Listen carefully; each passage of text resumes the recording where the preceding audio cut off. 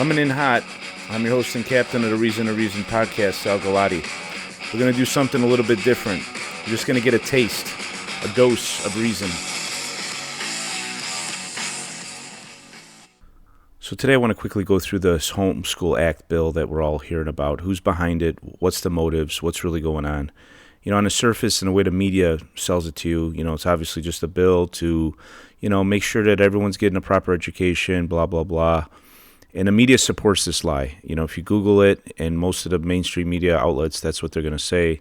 The bill's designed to protect kids from being abused or not getting adequate education. There's a very tragic story about a kid that wasn't showing up to school and ended up terrible things were happening to him. So the monsters are using that as a springboard to intervene into what other families are doing in the homeschool front or private education. They say they really care about the kids. We'll go through examples how it's evident they really don't care about the kids. But it's another example of using an anomaly and a tragic story to develop a whole narrative of legislation that's very overreaching. So you could find this article too. I want you to see how it works, right? Because they put this article out June 5th, 2024, and here we are now, early parts of 2025. We got this legislation all lined up. And we'll also talk about the groups that helped put this legislation together. But the article is How Illinois Hands-Off Approach to Homeschooling Leaves Children at Risk from ProPublica. I'll put it in the show notes just so you can see how it's written and how it's all twisted to make it seem like this legislation is necessary to protect kids. So they found this one tragic story and then exploit it. Similar to the girl that died of pneumonia and happened to have measles and was recovering of measles, and how they use that to exploit and scare people. The bill, what's the bill going to do? The bill is really saying pretty much it's going to force homeschool and private school parents to submit a declaration form to their local school districts with penalty and jail time if parents do not comply. They also have curriculum and administration standards. They're also going to want to require that you keep catalog of the kids' work for audit, for inspection. Real loose, real broad. So what do I see? I see a big door being opened up for them to come in and inject some of the things that people are trying to flee by going homeschool or going private. And really, it's not the people that believe in God that are imposing their religion on anybody. It's the atheists imposing their religions on people. We talked about in the episode Marx's Lie versus Jesus' Truth and how these religions are being established by the state, which is unconstitutional. The gender fluidity thing, that carbon dioxide's killing everybody and killing the planet, it's all a lie. It's not based on real science. It's not at all. And making policy based on that and teaching kids that's the case is wrong and immoral. So not only that, just besides the religious aspect, the schools are not doing great, especially in Chicago. You know, here in the suburbs, you could say they're doing better, but they're not doing as good as they used to do. And just we're lowering the standard, right? The rigor's going down, less homework, playing to the lowest denominator versus encouraging the classroom to kind of excel and aspire to be great. So those are the things I'm seeing. Why is this even being proposed? It's unconstitutional. U.S. Supreme Court has made a ruling in the past that parents have a fundamental right regarding the care, custody, and control of their children. So why are they doing it? Why are they doing it for only to be struck down later on? I think it will pass, and why they're doing it is to intimidate people, harass, punish, and maybe even more importantly, chill this movement and discourage people from going down that route because it's going to just make it more and more difficult. The homeschool families, the private school families, they pay into the system through their property taxes as a charitable act, really, because they don't utilize those resources and then go off and spend more money to get the education that they deem right for their own children. And now we have a situation where we have the state telling us they care more, they're more concerned about our kids than they are. And we all know that's a lie, and we'll prove it's a lie. But I want you to see the similarities between the COVID madness and this, and how many of the things they said we should do, whether it's getting a shot, whether it's staying home, whether it's not being able to go to church, not being able to go to school. The people that cared so much about education wouldn't open up the schools when the science said it was time to go.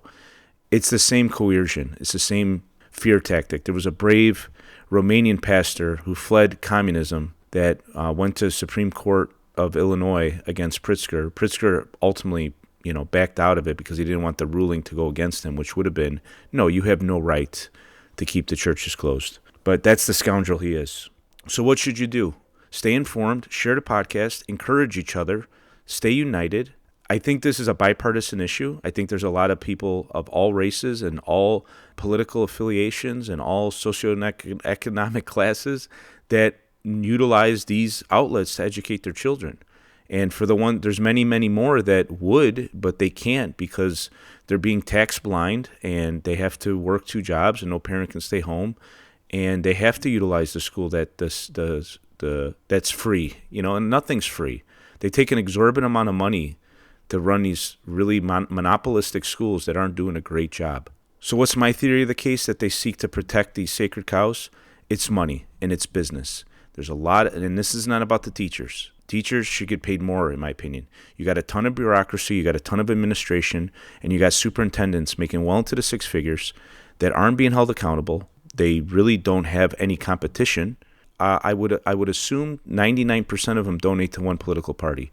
So you got to keep that money flowing. It's the same thing we're seeing in our federal government when it comes to all this outrage about closing these departments. It's a money scam. Throw the money out, taxpayer funds, and it comes back in political donations to your party. How do you think this party does so well in this state? We got a one-party state in this state. It's a supermajority. That's why the bill's going to pass. Unless the Democrats, call their representatives and say, we don't want this. I know you want to punish these people, but it's completely immoral and wrong. We'll see if that happens. But it's just lawless. There's no check. This is failed states are one-party states. There's no freedom. There's no representation of 45% of the population. But anyway, besides that, you heard the news, you read the news, what it has to say. Now I'm going to give you information. And I want you guys to understand that difference, news versus information. Ditch the noise, go to the signal. So let me unpack the story. There's a couple gangsters back in this bill, and they're called politicians, but I think they're gangsters. One's called Tara Costa Howard, like Casa Nostra. That's what it reminded me of, a gangster. So here's her quote. They lose daily contact with teachers and others who are mandated to report abuse and neglect. So what's curious about Tara Costa Howard, I didn't hear her say a word over the 446 sexual misconduct cases that were reported in the Chicago Public Schools in 2023 alone. In the suburbs, there's stuff going on too. There's bullying.